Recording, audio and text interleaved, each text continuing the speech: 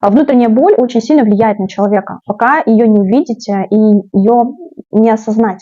То есть есть определенная психическая травма у человека, любая, насилие, унижение, да, или если, например, в семье там били человека, это всячески будет проявляться, она будет вырываться наружу, потому что там больно. И ее важно поднимать на поверхность и отпускать. И выходить не в агрессию, злость и ненависть, а в осознание вообще этой ситуации. И я всегда своим клиентам говорю, смотрите, есть карма.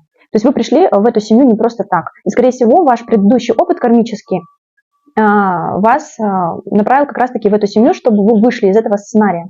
Если человек из этого сценария выходит в понимание, в принятие, в любовь и осознает его, то тогда этот сценарий больше на него никогда не будет влиять. Но если человек уходит в жертву, в агрессию, в обиду, в злость, эта ситуация будет повторяться у него еще не один раз.